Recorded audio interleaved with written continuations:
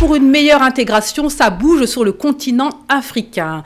AES, Togo, Tchad, que comprendre de l'interconnexion douanière? Mesdames et messieurs, bienvenue à vous. Vous êtes sur Vox Live, cette émission qui décrypte l'actualité avec les Africains. Je suis entourée aujourd'hui par Jean-Marie Bitomo. Vous êtes éditorialiste, enseignant, chercheur. Bienvenue à vous.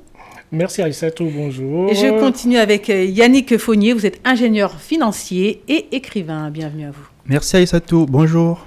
Alors le thème, je le réitère, c'est ce dont nous allons parler aujourd'hui sur le plateau de Vox Live. Et oui, je l'ai dit, ça bouge sur le continent africain, notamment en Afrique de l'Ouest. Aujourd'hui, c'est un peu le thème du jour, l'interconnexion douanière. Voilà, c'était un peu le sujet de ces derniers jours. Alors, on va en parler ici sur le plateau. Togo, Tchad, l'AES, il y a vraiment un rapprochement. Mais avant, je vous stoppe, je vous passe même pas le micro, je vous stoppe parce que nous allons vous donner une carte blanche. Oui, mesdames et messieurs, l'objectif de cette émission, c'est bien sûr de pouvoir discuter, de pouvoir dire tout haut, tout ce que nous pensons. Eh bien, mesdames et messieurs, carte blanche pour nos invités. Alors, on va commencer par vous, Jean-Marie Bitomo. Donc, qu'avez-vous à dire à nos téléspectateurs? Carte blanche, vous avez 2 minutes pour convaincre.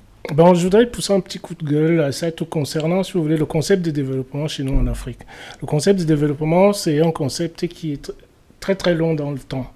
Mais nous ne mettons pas en place les bonnes dynamiques pour que ce soit compréhensible par tout le monde. Vous avez des dirigeants qui sont là pour diriger.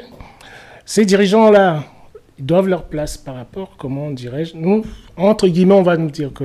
Moi, je mets toujours ça entre guillemets, tout simplement. Pourquoi? Le système démocratique, la démocratie, bon, nous allons avancer avec tout ce qui s'ensuit. Sauf que, industriellement, c'est tout un processus. On ne peut pas se lever aujourd'hui et faire des comparaisons, dire que, bon, dans tel pays, vous voyez, ça se passe comme ça, donc ça devrait se passer comme ça chez nous en Afrique. C'est tout un processus. Nous devons passer pratiquement les mêmes étapes, sauf que nous n'avons pas les mêmes contraintes, si vous voulez, en Afrique que les autres. Quand les autres, si vous voulez, se sont industrialisés, cette industrialisation-là était basée de manière endogène. Ça veut dire que les gens, si vous voulez, avaient leurs matières premières qu'ils exploitaient, alors que chez nous, en Afrique, il y a une chose, je parle bien au niveau du développement économique, je ne suis pas encore sur le volet politique. Donc, sur le développement économique, les gens fonctionnent avec leurs matières premières. Nous, en Afrique, y compris aujourd'hui, pour que l'Afrique puisse se développer, l'Afrique est obligée de se battre par rapport à des forces exogènes qui la gênent, qui ont besoin de ces matières premières-là. Donc, les raccourcis que nous avons tout le temps, là, c'est-à-dire envie de faire, de se dire que oui, comme nous vivons en Occident, c'est-à-dire que la manière dont ça se passe en Occident, ça doit se passer de la même manière chez nous. C'est pas possible, ça, tout simplement. Pourquoi? Parce que les contraintes sont différentes et sont autres par rapport à tout ce que la population voit. Je n'excuse rien dessus. Moi, je parle du processus économique, là. Je ne suis pas dans le processus politique. Donc, dans ce processus économique-là, tant que vous avez vos matières premières, vos ressources sur lesquelles vous avez des concurrents qui viennent vous discuter vos propres ressources comme s'ils en étaient des copropriétaires avec vous, c'est pas facile, comment dire, de pouvoir se développer. Mais d'un autre côté, je dirais à nos dirigeants qu'il faut que, pour que nous les suivions, nous, en tant que peuple, qui dénoncent ces positions-là. Parce que ces gens-là, ils peuvent être renforcés par la position des peuples. Nous sommes en train de le voir. Le sujet que nous allons aborder là va nous parler énormément là-dessus. Tout simplement pourquoi? Parce que quand le peuple sent que ça ne va pas dans le bon sens, ils sont capables, une fois ils ont saisi les dynamiques que vous avez en place, qui empêchent, comment dirais-je, le bon déroulement d'un certain nombre de choses, ils s'alignent derrière le peuple. Il ne faut pas que nos dirigeants vivent, comment dirais-je, coupés du peuple. Ils ne savent pas que toutes les pressions qu'ils peuvent recevoir, c'est-à-dire des forces exogènes, ces contraintes-là peuvent être facilement, comment dirais-je, annihilées par le peuple, puisque le peuple les suivra, parce que le peuple aurait compris les enjeux véritables. Donc je reprends le parallèle. Donc pour vous, vous considérez qu'il n'est pas légitime de faire un parallèle concernant le développement économique, par exemple, de la Corée du Sud et du Cameroun. Pour vous, non. On ne devrait pas faire ce parallèle-là. On ne devrait pas faire ce parallèle-là, tout simplement. Pourquoi? Parce que, comme je l'ai dit souvent, vous avez le développement de la Corée du Nord parle de ce qu'on appelle en économie la théorie de l'apprentissage. Donc, dans cette théorie de l'apprentissage-là, vous avez ce qu'on appelle l'installation des firmes ateliers au départ, des firmes relais. Ensuite, ça se transforme en firmes de production. Prenez le développement, si vous voulez, de ce qu'on vous appelait les 6 dragons. C'était ça. C'est-à-dire que ces 6 pays-là, fabriqués pour les multinationales, comment dirais-je, américaines, qui vendaient dans le monde entier. Et quand vous regardez l'Afrique, donnez-moi, c'est-à-dire combien d'usines avez-vous que les Occidentaux les ont installées en Afrique? Non, ils ne peuvent pas, tout simplement. Pourquoi? Parce qu'ils savent que nous avons la matière première. Une fois que nous aurons maîtrisé ces technologies-là, nous n'avons plus besoin d'eux. C'est la raison pour laquelle nous allons aborder tout à l'heure la problématique de l'AES qui va dans le même sens. Donc, quand nous parlons de l'Afrique, on critique, on dit que oui, vous voyez, ça se passe. Même la démocratie dont on parle en Afrique. Je vais vous dire une chose, Aïssatou. Citez-moi, aucun pays au monde ne s'est développé dans un système démocratique. Les gens qui me citent ici de la Chine aujourd'hui, ah oui, la Chine, vous voyez, la Chine s'est industrialisée, a sorti 1 400 000 personnes, comment dirait, de la pauvreté en 70 ans. Et la Chine, c'est une démocratie? Votre carte blanche est terminée. Jean-Marie Bitomo, je vais donner la parole quand même, un droit de réaction à notre invité numéro 2, à savoir Yannick Fournier. Merci Aïssatou, mon coup de gueule pour... Attention, souhaitez-vous peut-être éventuellement réagir à la carte blanche de monsieur Oui, justement, je crois que je dois réagir dans mon coup de gueule.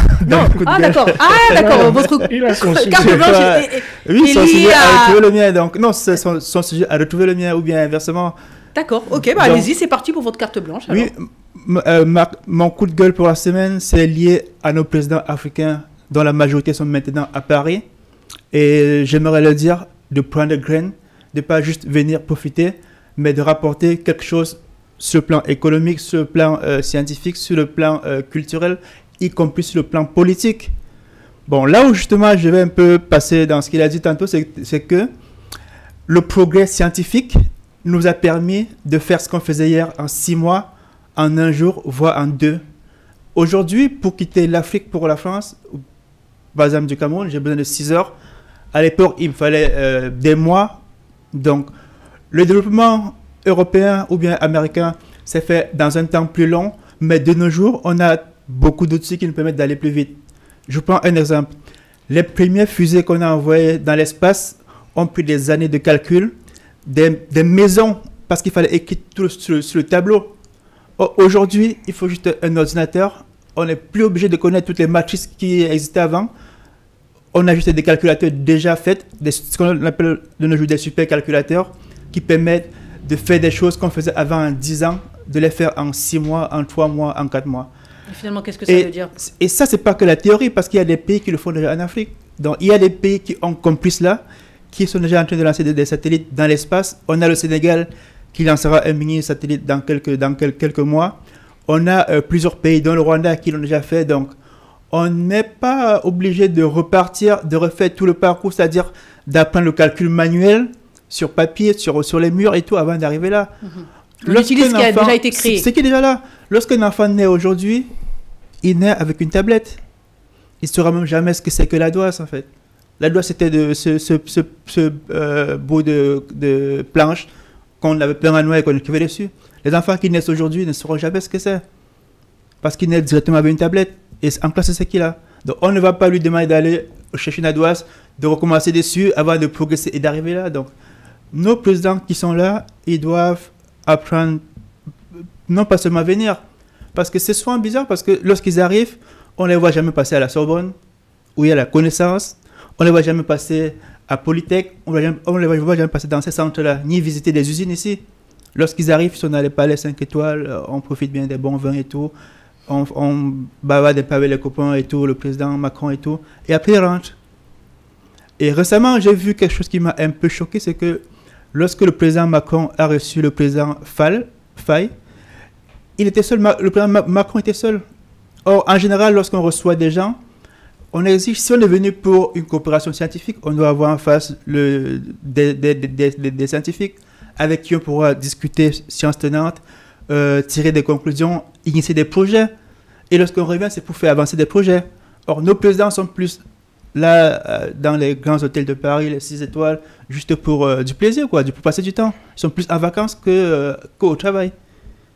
Donc, mon coup de gueule, c'était ça, c'est de dire qu'il ne faut pas juste venir et profiter de ce que les autres ont fait, du fruit, des efforts, du sang des autres.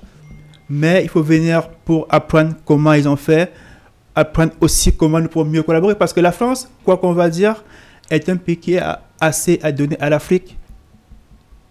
Sur le plan universitaire, ce que moi j'ai vu en France, c'est des choses dont on a besoin en Afrique.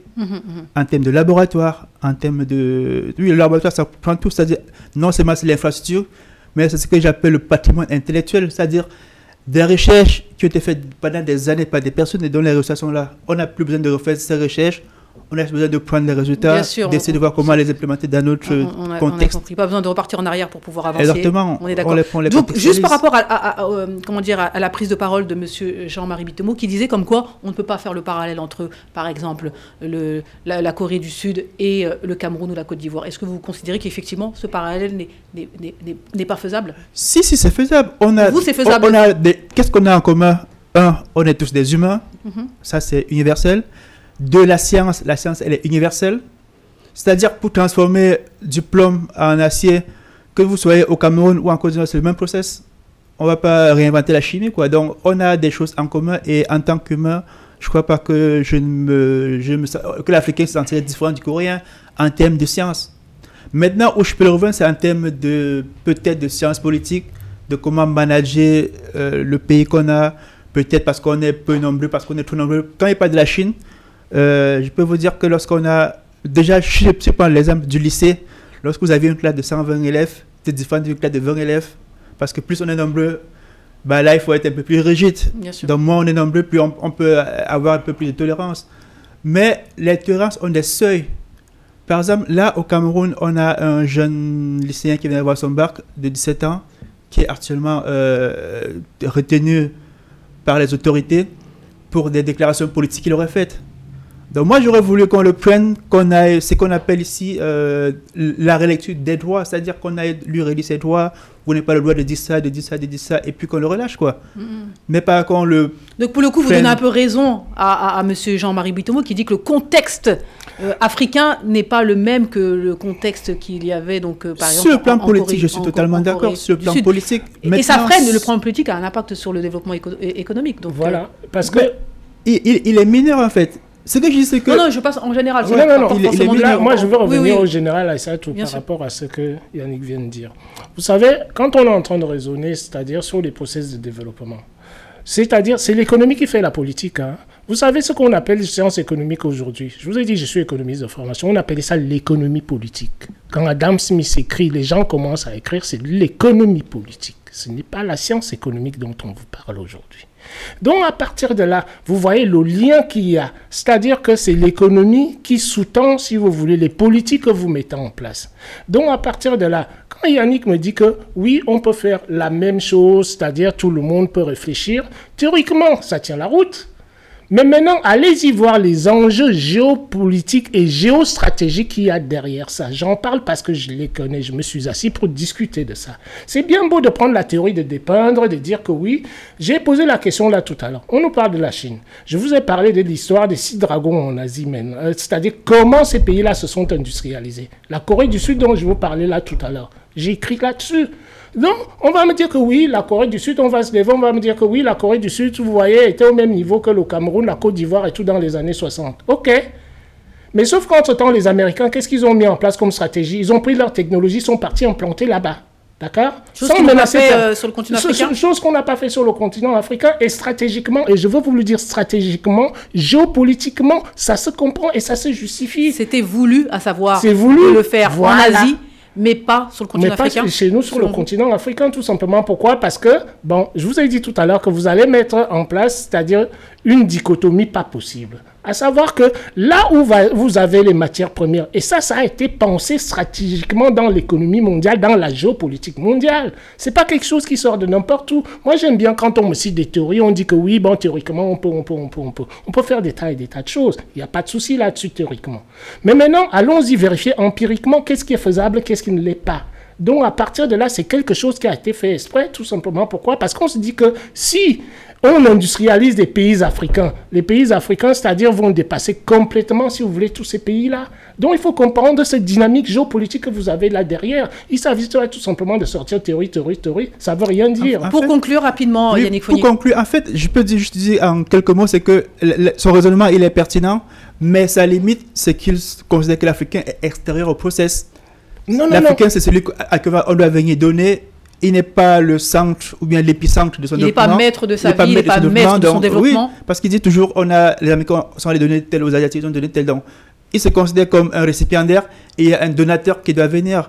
Or, lorsqu'on a les matières premières, lorsqu'on a tout ce qu'il faut, on a tous les facteurs de production, on est maître de son destin.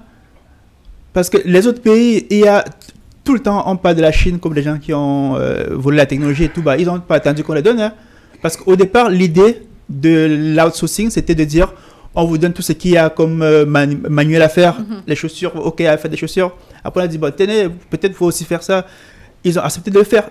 Mais après, pour avoir le cœur du truc, bah, ils n'ont pas demandé. Hein, ils ont quoi? Ils ont volé? Bien sûr, ils ont non. Yannick, c'est là où vous vous trompez. Je vais vous prendre un exemple simple. Vous connaissez un de nos frères au Cameroun que j'aime beaucoup, qui s'appelle M. Pougala. Oui. D'accord? Oui. M. Pougala, c'est-à-dire travaille beaucoup avec des Chinois, avec des institutions chinoises.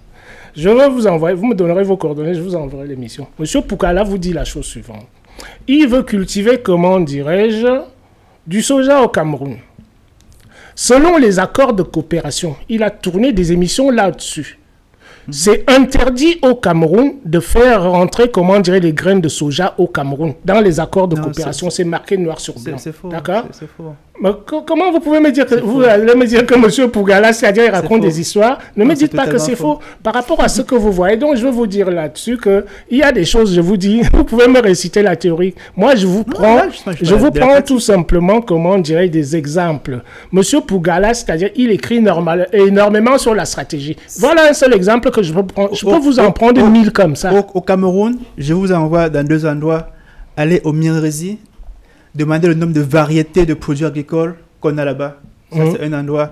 Allez au ministère de l'élevage, demandez le nombre de variétés d'espèces qu'ils ont déjà importées du Cameroun. Ça, c'est le travail de la France. C'est le travail. Non, c'est-à-dire que vous êtes en train de me compter ce que vous avez. Si vous voulez aller avec moi là-dessus, dans la recherche agronomique au Cameroun, vous vous souvenez, comment dirais-je, du leader syndical, comment est-ce qu'il s'appelait, qui faisait dans l'agriculture ici là. Il est parti au Cameroun, on l'a sorti du Cameroun, d'accord? C'est M. Djonga qui est décédé. Voilà, ça c'est le Camerounais. Je vais vous parler du français, d'accord?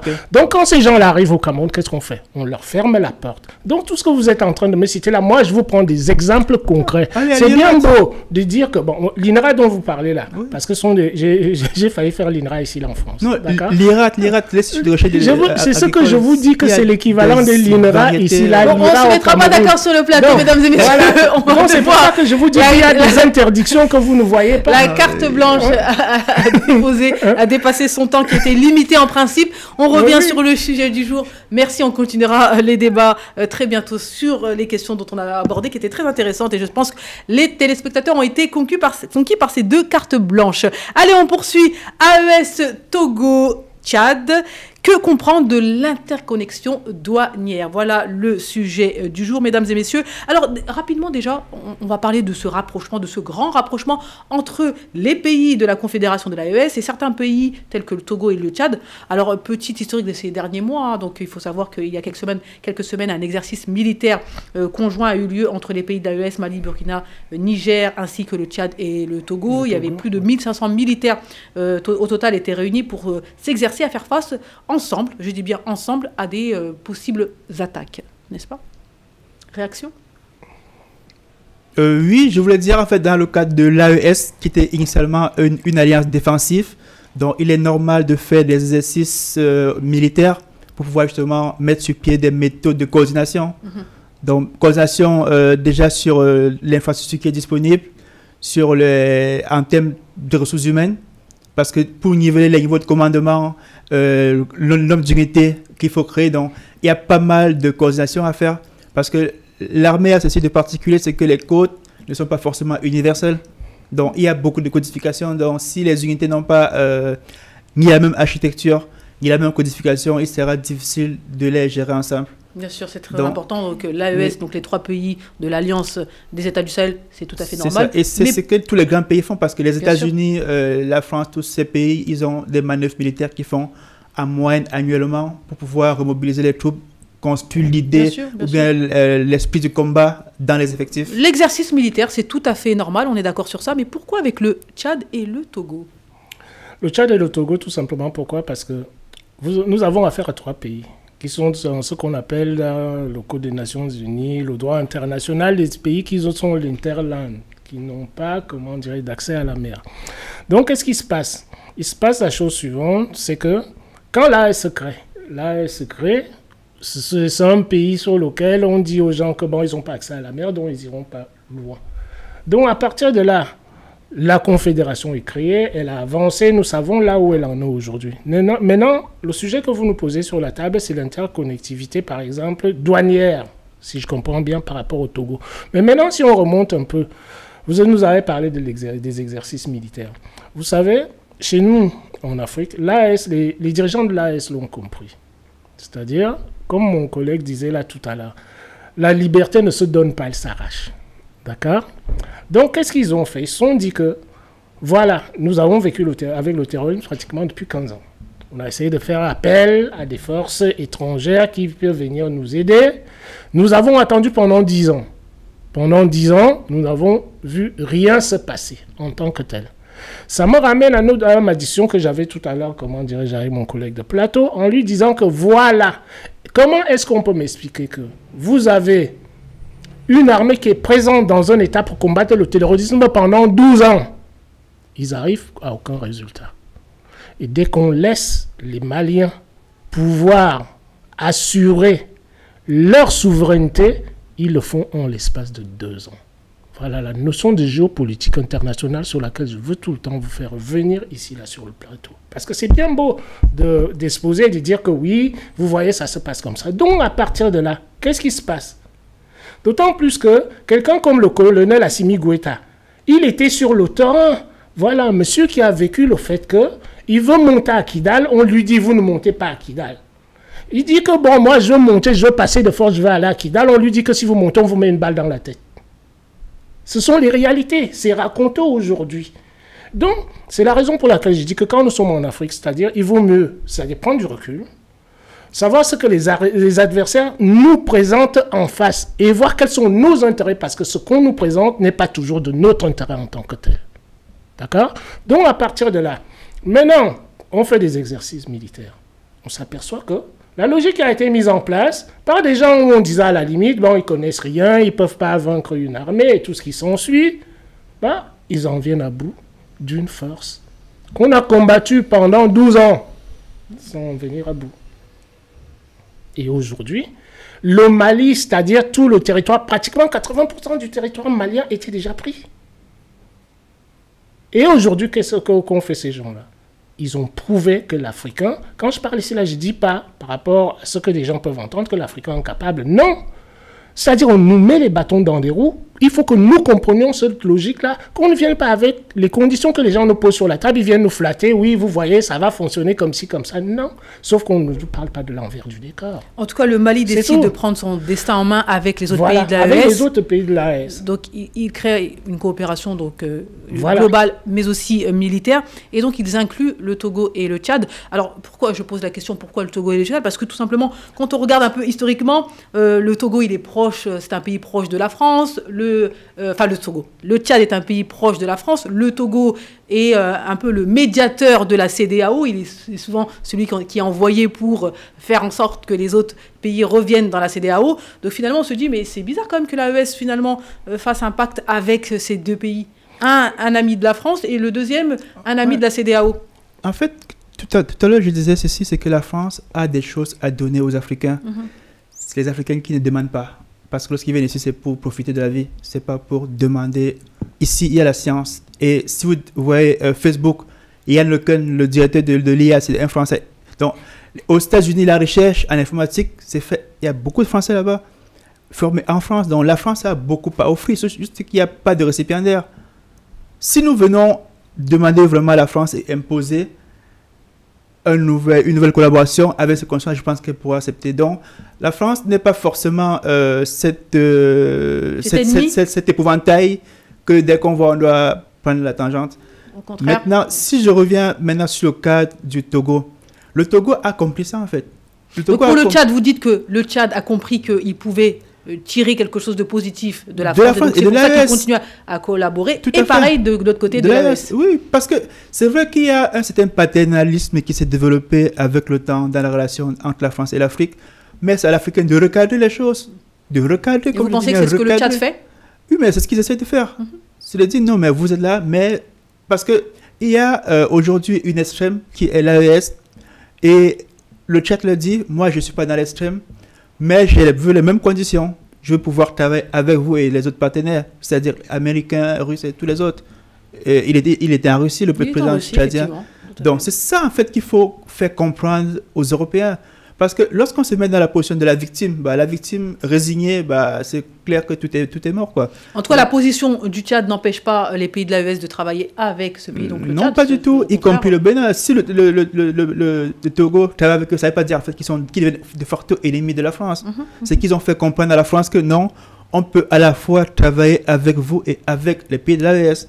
Et c'est ça que les autres pays doivent comprendre et mettre sur pied, comme la Côte d'Ivoire, comme tous les autres. Ils ne doivent pas se mettre dans cette dichotomie, c'est ou la France ou vous, quoi. Donc ça, c'est une approche très limitée et qu'il faut, selon moi, mon humble avis, c'est qu'il faut sortir de là, en fait. D'accord. Pareil pour vous, vous dites quoi, monsieur Jean-Marie? Moi, je me dis tout simplement que c'est Tchad, quelque AES, chose... Le Tchad, l'alliance. L'alliance, déjà, si on veut parler en termes d'expérience, le Tchad a participé par rapport à l'expérience dont je vous ai parlé là tout à l'heure, c'est-à-dire avec les combats pour faire partir les djihadistes du Mali et tout ce qui s'ensuit. Donc, vous avez déjà cette expérience-là, une expérience avérée par rapport à la géopolitique africaine. Et vous avez aussi la proximité, ce sont des pays qui sont frontaliers. Donc, à partir de là, et d'ailleurs, ce sont les deux pays, c'est-à-dire qui pèsent quand on les prend, c'est-à-dire les 5 pays, ça veut dire que je prends les 3, je rajoute le Tchad, je rajoute, le Togo. Si vous prenez le Tchad, vous prenez le Mali, mais la superficie des deux, mais c'est monumental, c'est monstrueux. Ça fait au moins 10 fois la France, parce que vous avez d'un côté 1,5 million de kilomètres carrés, qui est le Tchad, et de l'autre côté, vous avez quoi? Le Mali. Donc, j'estime que ces coopérations-là, c'est-à-dire peuvent être fructueuses dans la mesure où, par rapport à l'espace à couvrir, puisque l'armée malienne, et disons l'armée commune de l'AES qui est en train de se poser là, va, venir à bout d'un sujet dont on a parlé hier dans notre émission, à savoir la coopération entre les États africains. D'accord? Donc ça permettra, si vous voulez, les gens de l'AES ayant déjà un certain type de matériel qui leur permet d'assurer un peu la sécurité de leur territoire. Moi, je trouve que ces coopérations-là, ces collaborations-là sont les bienvenues et ça permet aussi de construire petit à petit ce que nous appelons de tous nos voeux tout africains, les États-Unis d'Afrique. Bien sûr, et en parlant d'assurer sa sécurité, on peut dire que est-ce que le Togo, qui a connu malheureusement une tragédie, on va dire, peut-il compter par exemple sur les pays d'AES qui sont expérimentés en parlant de terrorisme? Parce que le Togo commence à être attaqué aussi aujourd'hui.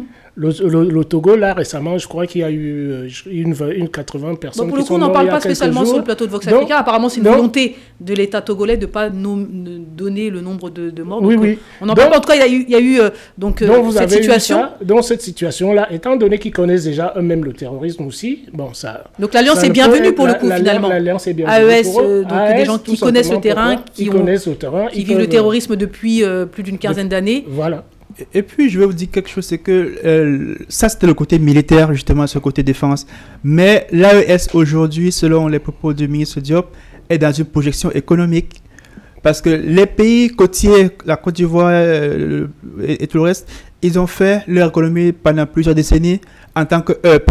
C'est-à-dire où on importe pour pouvoir distribuer dans les pays de l'AES. Aujourd'hui, le Togo se positionne comme le hub principal et veut partager la richesse. Donc, l'union douanière permet justement de fluidifier les transactions. C'est-à-dire, avant, lorsqu'une cargaison malienne devait arriver, il fallait se déplacer pour aller au port avant de dédouaner. Aujourd'hui, avec l'union douanière, ça permet que des gens, à partir de Niamey ou de tout le pays... On va en parler dans un instant. Pour le coup, on va faire... merci beaucoup d'avoir entamé donc, le sujet de cette émission. Mesdames et messieurs, on va faire juste une courte pause et puis on revient dans un instant. De retour sur le plateau de Vox Live avec nos deux invités, Jean-Marie Bitomo ainsi que Yannick Fournier. Encore une fois, bienvenue à vous. On continue sur le sujet du jour. Le rapprochement continue avec l'AES, le Togo et le Tchad. Après la coopération militaire, place maintenant à l'interconnexion douanière. Alors, on en parle ici. Alors, l'interconnexion douanière. Et donc, on va toujours plus vers l'intégration donc des pays africains et ça c'est très important et qui passera forcément par cette intégration douanière. Et aujourd'hui, les pays l'ont compris et surtout l'AES se prépare parce qu'encore une fois, elle va quitter la CEDEAO et avec toutes les problématiques qui vont découler de ce départ. Alors, Que pensez-vous de cette interconnexion douanière? Est-ce que vous considérez que c'est une bonne idée? C'est le début de quelque chose? Rien n'a encore été signé, hein, en tout cas officiellement mis en place. L'interconnexion douanière, ça être, si vous voulez, c'est pas quelque chose de nouveau, ça existait déjà au sein de la CEDEAO. Bien sûr. C'est-à-dire, on avait la libre circulation. La si vous voulez, on avait la libre circulation des marchandises et des personnes. Elle était permise. Sauf que, bon, là-dessus, c'est comme la plupart du temps, la critique que je fais souvent, c'est que nous, en Afrique, on prend les textes, on les pose sur la table, soit on les applique, c'est-à-dire bon, de manière partielle, soit on les oublie même et on fait autre chose. Donc, vous avez déjà cette libre circulation-là. C'est bien que l'AES vienne mettre une autre dynamique en place, c'est quelque chose qui existait déjà.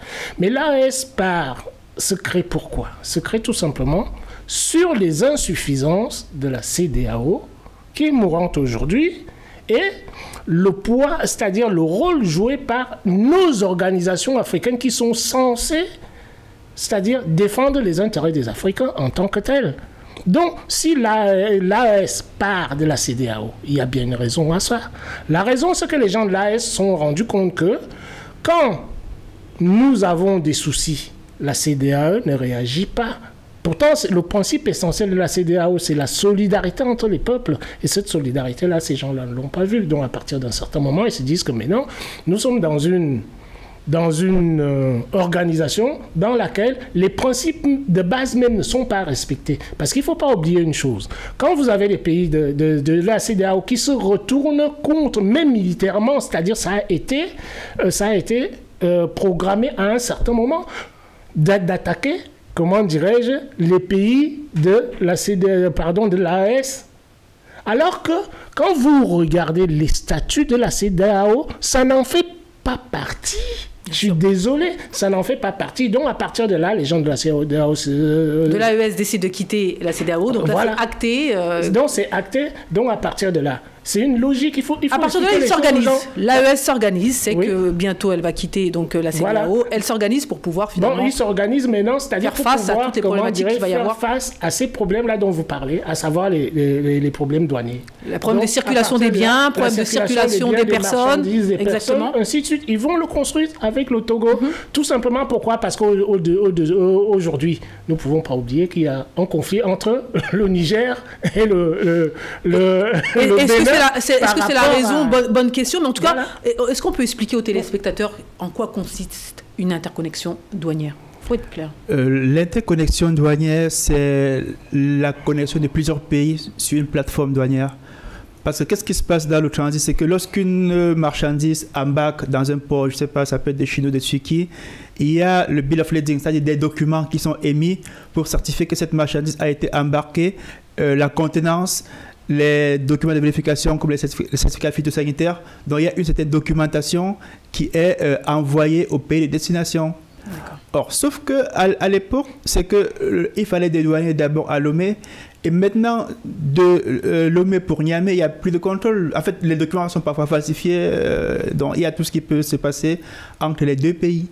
Donc, aujourd'hui, la plateforme permet au Mali, au pays de l'AES, d'avoir les documents en temps réel et aussi de permettre aux opérateurs économiques de pouvoir initier les manœuvres de dédouanement à partir du Mali sans plus avoir à forcément voyager pour aller au port. Donc, ça permet également justement de faire baisser le coût de revient des produits dans l'AES. Donc, si ça fonctionne bien, je pense que dans le prochain mois, on aura une petite... l'inflation doit être un peu contenue parce que les coûts seront réduits, les coûts de transit seront réduits grâce à cette interconnexion douanière. Et aussi sur la sécurité, ça permet de mieux contrôler les flux de produits qui arrivent de l'étranger pour les pays enclavés de l'AES. D'accord, donc c'est très clair. C'est vrai que c'est ce qu'ils expliquent, hein. Donc les différents directeurs des douanes, ministres, etc. Donc ont expliqué pourquoi cette interconnexion douanière. Donc il y a forcément l'harmonisation des réglementations, bien sûr, l'échange d'informations qui est très importante aussi pour ces pays qui collaborent, la réduction des barrières non tarifaires, ça c'est très important. Il y a une continuité douanière et ça c'est... rien que si vous me permettez, rien que le coût comment on appelle ça, enfin il y a un mot technique pour le dire, c'est-à-dire lorsqu'une marchandise arrive, on le stocke au port, donc rien que le coût d'entreposage, ça sera réduit. Le transit, parce que la marchandise n'est pas... Donc il y a des thèmes beaucoup plus techniques pour dire lorsque les marchandises arrivent, elles peuvent faire 2-3 semaines au port. Exactement. Le temps de donner. Or, si les choses sont ici à l'avant, ça permet de réduire cela. Et in fine, de réduire le coût de revient dans les pays de l'AES, ce qui permet de rendre la vie un peu plus accessible. Et ils vont même plus loin, c'est-à-dire ne serait-ce que pour le temps, les surestaries, c'est-à-dire le temps de stockage qui était des 14 jours, qui est passé à 40 jours. Exactement. Donc ça, c'est important, c'est-à-dire qu'on a le temps d'aller chercher l'argent nécessaire pour pouvoir... Exactement, pour le surestaries, justement, donc tout ça doit être limité et ça permet justement d'avoir les produits à prix un peu abordable dans les pays de l'AES. Exactement. Donc, bien sûr, la technologie et les infrastructures, l'information est donnée, c'est digitalisé, c'est donné en temps réel. Ouais. Et tout ça, c'est très, très, très important. Et donc, ça peut changer, avoir un impact très, très positif concernant donc, cette relation, cette intégration économique entre ces pays-là. Que dire de plus? Donc, pour l'instant, c'est avec le Togo, mais... Comment devrait réagir la CEDEAO selon vous lorsqu'il voit un membre de la communauté finalement pactiser avec les pays de l'AES? Elle réagirait comme je peux dire, c'est juste comme un ex qui voit son ex devenir plus belle ou plus beau. Ah, ça on n'aime pas, et on n'aime pas ça en plus. Non, la logique est simplifiée là. Vous voyez? Je vous ai dit tout à l'heure, en parlant de l'AES, c'est comme si... Bon, moi, je considère déjà que la CEDEAO, eux-mêmes, ils ont mesuré leurs insuffisances à l'intérieur. Parce que là, vous avez suivi tout ce qui s'est passé tous ces derniers temps à l'intérieur de la CEDEAO même. Avec le député sénégalais, Guy Marius Sagna, et tout ce qui s'ensuit. Donc, à partir de là, la mise en place, c'est-à-dire, il a donné la définition là tout à l'heure. La mise en place, c'est tout simplement quoi? C'est on fait tomber ce que vous avez dit aujourd'hui, une plateforme commune. On fait tomber toutes les barrières douanières et tout ce qui s'ensuit. Donc, ça a pour finalité de pouvoir booster les échanges entre plusieurs, c'est-à-dire les trois pays de l'AES plus le Togo. Donc le Togo maintenant, je vous ai parlé tout à l'heure d'une dynamique, c'est-à-dire que là maintenant ça concerne la géopolitique. On s'aperçoit maintenant que le Togo est attaqué maintenant aussi par le terrorisme quelque part. Donc ils se sentent concernés, comme vous me le disiez tout à l'heure Aïssatou, dont ils doivent profiter de l'expérience des autres. Donc à partir de là, qu'est-ce qui se passe? Il se passe qu'ils mettent en place des logiques qui sont des logiques efficientes pour eux, pour que l'organisation puisse, la fonctionnalité, les différentes fonctionnalités d'ailleurs de l'organisation soient plus efficaces. C'est tout. Donc on fait une seule plateforme, des doublons, on les annule et tout ce qui s'ensuit, ça fait économiser. Bien sûr, on est d'accord. C'est que du positif. Donc, cette interconnexion douanière. Quand vous me dites qu'alors que les autres, comment est-ce qu'ils le voient? Chaque pays est souverain. Ce n'est pas parce que vous êtes dans une organisation... On est d'accord pour ça, on est d'accord, on est tous d'accord. Mais ils vont le voir mal, c'est vrai. Ça peut crisper, ça peut entraîner quelques réactions. Non, selon vous, moi, je les invite à prendre l'exemple, parce qu'aujourd'hui, l'AES, c'est ce qui fait peur peut-être à la CEDEAO. Exactement, ça leur fait peur parce qu'ils ne voulaient pas changer, en fait. Ben voilà. Ils n'ont jamais pensé à ça, c'était juste une organisation où on venait s'asseoir, on cause, après on mange et puis on repart. Or, aujourd'hui, se rend compte qu'on peut avoir une organisation où on vient travailler sur des projets concrets, de la vraie intégration, parce que là, c'est une vraie intégration. Bien sûr. C'est qu'ils n'ont jamais pensé dans la CEDEAO avant. En fait. L'intégration de la CEDEAO, c'était le développement économique des peuples, chose qui n'a jamais été mise en place. Et l'organisation, c'est de plus en plus politisée, au contraire.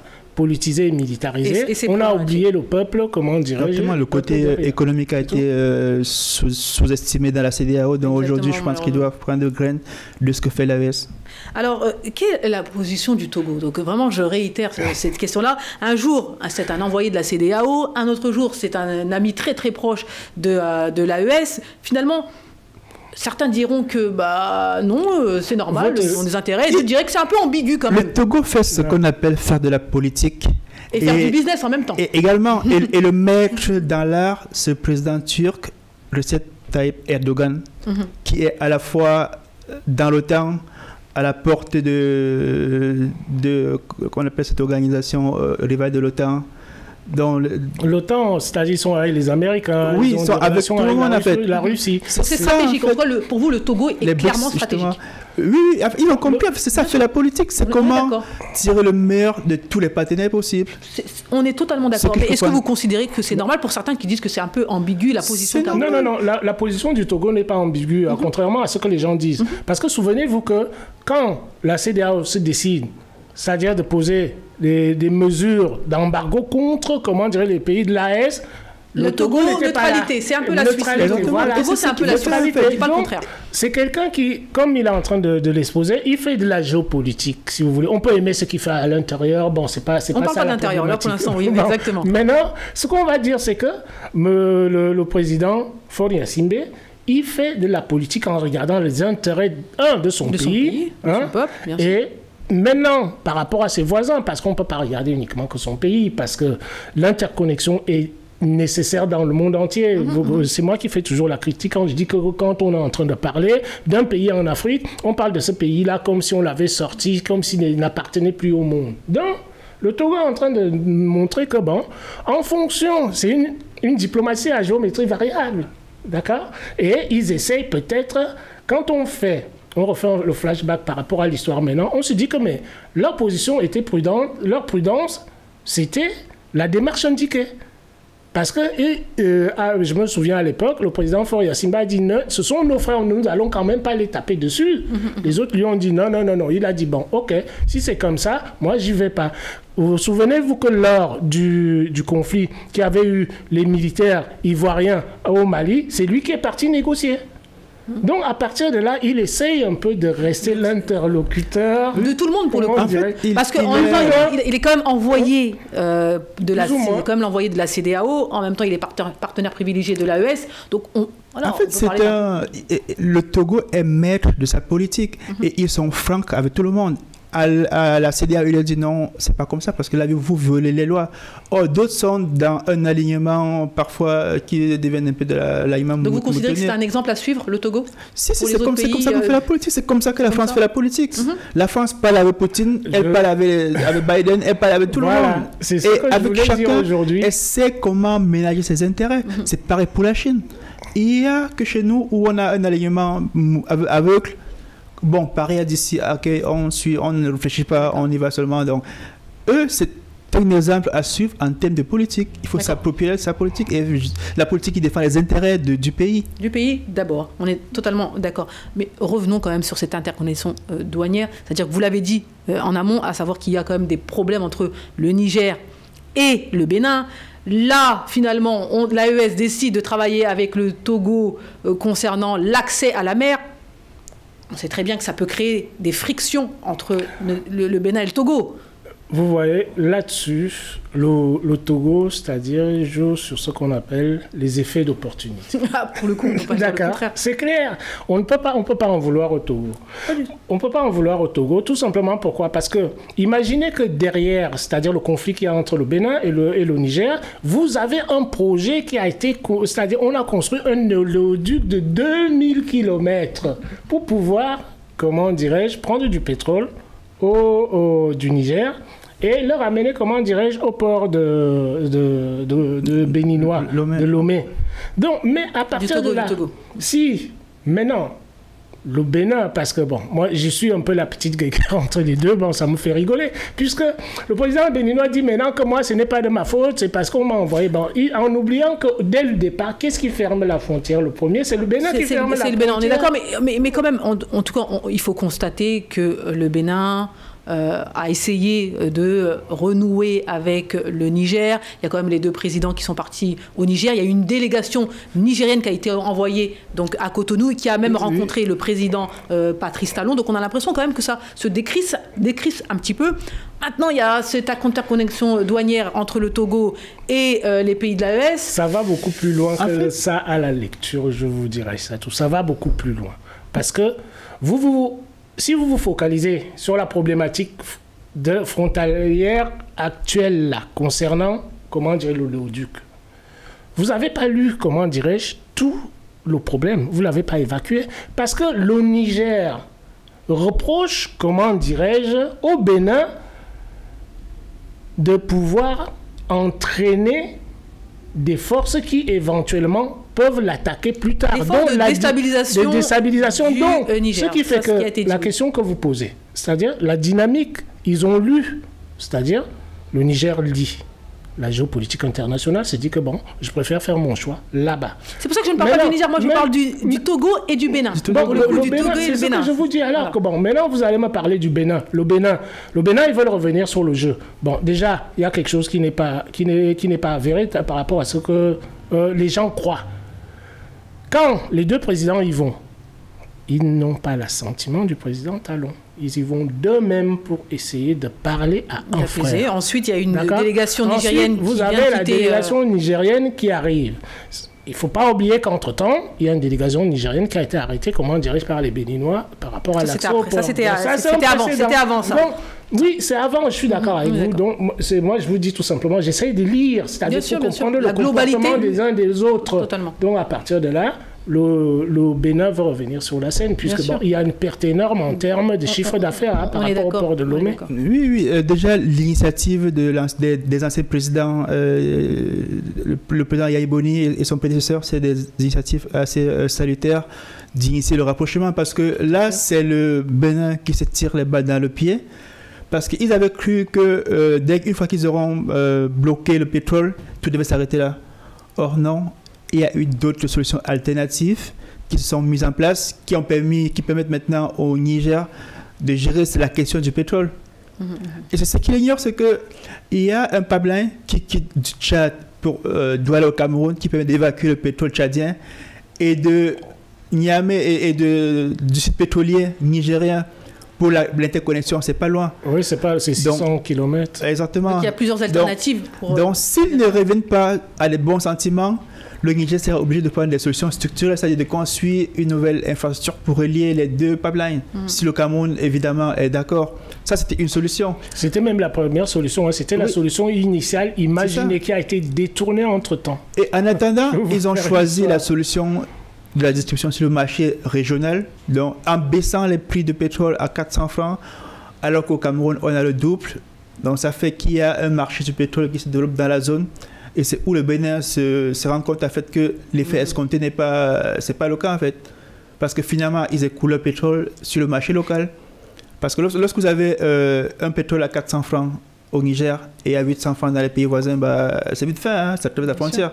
Bien sûr. Donc ils se sont rendus compte qu'ils écoulent quand même le pétrole et qu'in fine, les effets escomptés du blocage, c'est pas ce qu'ils auront. Bien sûr, quoi qu'il en soit, ils sont revenus sur leur position depuis. Ils essayent de se rabibocher avec le Bénin depuis plusieurs semaines déjà. Et maintenant, entre le Bénin... Avec le Niger, pardon.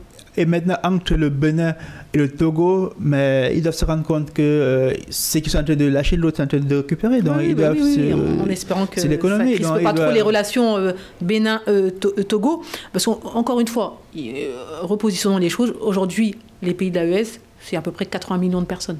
Donc c'est effectivement un gros marché. C'est un gros marché. Le Togo, pour l'instant, est en pole position, c'est très bien. Mais attention quand même au Togo, parce qu'il ne faut pas croire que les autres pays, le Sénégal, la Côte d'Ivoire, la Guinée, vont se laisser faire comme ça et laisser ce marché de 80 millions. Donc, et l'AES, finalement, a compris que finalement, son positionnement enclavé est finalement une force aujourd'hui. Parce que tout le monde se bat pour finalement pacter, travailler avec l'AES. Et donc, ils l'ont compris. Et donc, attention au Togo qui... Voilà, il faut qu'elle se prépare à la concurrence. Exactement. Justement parce que... L'interconnexion du Togo, d'ailleurs, cet effet d'aubaine là dont vous parlez, attire un autre acteur là-dessus qui est le Maroc, qui est en train de vouloir se positionner dans l'histoire. Le Ghana, on peut citer donc, ça devient vraiment votre interconnexion dont on parle là, que vous mettez sur la table, c'est-à-dire fait bouger la géopolitique, comment dirais-je, nord-africaine, dont on est en train de parler là. Et c'est ça que je te disais tout à l'heure par rapport à la prise de conscience. Parce qu'on a des forces qui sont là, dont on les ignore, et pourtant elles sont bien là. La force de l'AES, elle a toujours été là. Et c'est pareil pour le Cameroun. Quand il parle par exemple de l'influence extérieure, c'est parce que nous, les forces qu'on a, on ne les utilise pas. Et le pire des exemples, c'est pour sortir de l'AES, c'est le Congo, la RDC. Tu ne peux pas avoir les matières premières les plus prisées du monde et être la victime de tout le monde. Tu es en position de force. Donc, nous, on a des forces en Afrique Et l'AES nous a montré que les pays les plus sous-estimés, parce que tout le monde dit, de toute façon, c'est le désert, de toute façon, ils n'ont pas l'accès à la mer, de toute façon... Ce sont les pays les plus pauvres. Les plus pauvres de la Terre, tu vois. Aujourd'hui, se rendre compte que non, en réalité, ils sont des pays assez stratégiques, qui ont des matières premières stratégiques et qui peuvent les faire valoir. Donc, c'est un cours de politique, d'économie, de géopolitique que ces pays sont en train de montrer, et je pense que les autres devraient en prendre graine, que ce soit les pays de la CEDEAO ou au-delà, en matière de politique. D'accord, très intéressant. Dernière question, une question que tout le monde se pose. Est-ce que le Togo, est-ce que le Tchad vont-ils rejoindre l'AES, et si oui, quand? Selon vous? Je veux dire, il n'y a pas de calendrier là-dessus. Vont-ils rejoindre l'AES en tout cas? Pour moi, c'est inéluctable. Ah oui? Mais ça ne peut pas se faire, c'est-à-dire comme nous le voudrions, nous. D'accord, mais en tout cas, pour vous, vous considérez qu'un jour, pour moi, je considère que quoi qu'il en soit, ils vont rejoindre l'AES. Tout simplement pourquoi? Parce que, vous voyez, l'Afrique est en train de prendre conscience, c'est-à-dire de notre perte d'identité que nous avons eue. Parce que tout ce que vous voyez là, quand on prend l'AES, tous les peuples des 3 pays, ce sont les mêmes peuples. À la limite, si on veut, comment dirais-je, aller plus loin. Donc, ça voudrait dire quoi? Ça voudrait dire que les peuples se retrouvent entre eux. Parce que regardez la révolution dans ces pays-là. C'est la première fois qu'on regarde quelque chose qui se déroule en Afrique, qui a un coup d'État, sans qu'il y ait un bain de sang. Après, c'est revenu. On a vu, ça s'est passé au Gabon, ainsi de suite. Donc, ça veut dire que le peuple en prend déjà conscience. Donc, les dirigeants maintenant comprennent que la dynamique des peuples qu'il y a derrière, c'est le souhait des peuples.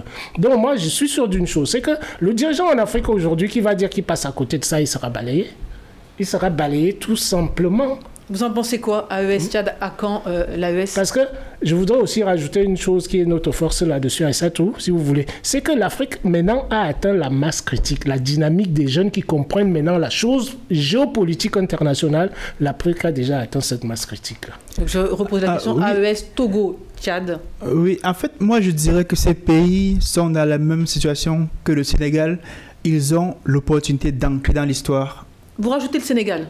Oui, pourquoi le Sénégal? Parce que aujourd'hui... Togo, Tchad, Sénégal. Oui, aujourd'hui... À quand l'entrée dans l'AES? Oui, en fait, aujourd'hui, le sujet ici n'est même pas l'AES, en fait. Ils ont l'opportunité d'entrer dans l'histoire parce qu'aujourd'hui, pour une fois, depuis plusieurs décennies, ils ont ce qu'on appelle le pouvoir de négociation vis-à-vis de la France, qu'ils n'utilisent pas. Donc, il faut sortir de cet esprit d'enfant qui doit faire tout ce que le père lui dit. Il faut sortir. Aujourd'hui, le Tchad, je crois qu'ils ont compris qu'à travers la possibilité de l'AES, ils peuvent négocier de meilleures relations avec la France, sortir du paternalisme et avoir des relations normalisées. Aujourd'hui, la CEDEAO est tourette parce qu'ils se rendent compte de comment ils ont été fainéants pendant beaucoup d'années. Ils n'ont pas de projet économique réel, pas d'intégration douanière réelle, donc ils n'ont pas fait grand-chose comme progrès depuis 30-40 ans.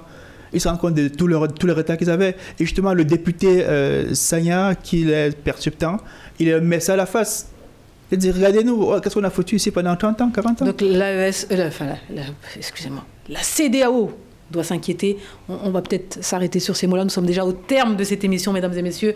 Merci beaucoup à vous, chers invités. Nous avions Jean-Marie Bitomo, vous êtes éditorialiste, enseignant-chercheur, ainsi que Yannick Fognier, vous êtes ingénieur financier et écrivain. Merci, c'était un plaisir de vous avoir sur le plateau de Vox Live, cette émission qui décrypte l'actualité avec tout simplement les Africains.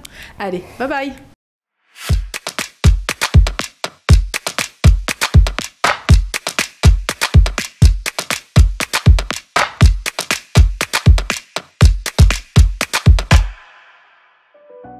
Pour célébrer 2 ans de travail, de réalisation et de progrès, la compagnie du Transguinéen CTG organise un événement exceptionnel pour montrer le chemin parcouru et se projeter vers l'avenir. CTG est une co-entreprise entre l'État et les partenaires industriels, notamment Baowu, Rio Tinto, Winning Consortium Simandou WCS, sous le haut patronage du chef de l'État, le général Mamadi Doumbouya, et avec sous sa responsabilité directe le comité stratégique de Simandou, cet événement sous le thème « Un pont vers la prospérité » mettra en lumière les avancées significatives du projet. La consolidation du co-développement après 2 ans d'efforts et de négociations, closing financier, la mutualisation des coûts et les risques. En parallèle de l'accélération des travaux sur le terrain, la compagnie du Transguinéen célèbre cette année son parcours exceptionnel. Sous la vision éclairée du président de la République, le général Mamadi Doumbouya, qui fait personnellement un suivi rigoureux de ce projet, Simandou avance à grands pas, transformant la Guinée en un hub industriel mondial du fer et de l'acier. Simandou, le projet de l'espoir et de la prospérité, va contribuer à améliorer considérablement le bien-être de notre population. Les 29 et 30 juillet, rejoignez-nous pour découvrir comment le projet Simandou, sous la direction visionnaire du président Mamadi Doumbouya, change durablement le paysage socio-économique de notre nation. Suivez-nous sur nos réseaux sociaux et sur www.unponverslaprospérité.com pour suivre cet événement inédit. La compagnie du Transguinéen, construire l'avenir ensemble. Vox Africa,